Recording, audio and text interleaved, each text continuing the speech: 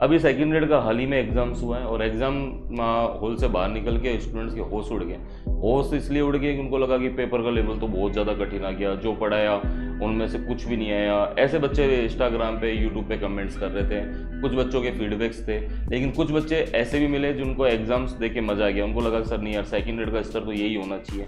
तो ये डिफरेंस क्यों आया? ये डिफरेंस इसलिए आया कि सच में यदि आपको सेकंड ग्रेड की तैयारी करनी है ना, तो पाठ्यक्रम के अनुसार करो और सिलेबस के वेटेज में जिस सब्जेक्ट का जितना वेटेज दिया हुआ है उसके अकॉर्डिंग करो। आपका होता क्या है कि आप सिलेबस को देखते नहीं हो ढंग से, सिलेबस का वेटेज देखते नहीं हो, लास्ट ईयर के क्वेश्चन जो पूछे गए उनका पैटर्न आप नहीं देखते हो। आप देखते तो आपको पता लग जाता कि ग्रेड 1 के अंदर भी यही पैटर्न फॉलो किया गया था, लास्ट ईयर सेकंड ग्रेड के अंदर भी पॉलिटी के क्वेश्चन इसी टाइप के आए जो इस बार आए हुए हैं। तो यदि आपको सेकंड ग्रेड का प्रीवियस ईयर के पेपर आप देख लेते तो आपको पता लग जाता है कि राजस्थान का जीके, करंट अफेयर और साइकोलॉजी, ये 3-4 सब्जेक्ट थे जो आपकी स्कोरिंग को क्या कर रहे थे, मेंटेन कर रहे थे। और world geography, Indian geography, political science पिछली बार सेकंड ग्रेड के पेपर में भी हार्ड आई थी और इस बार भी हार्ड आई थी।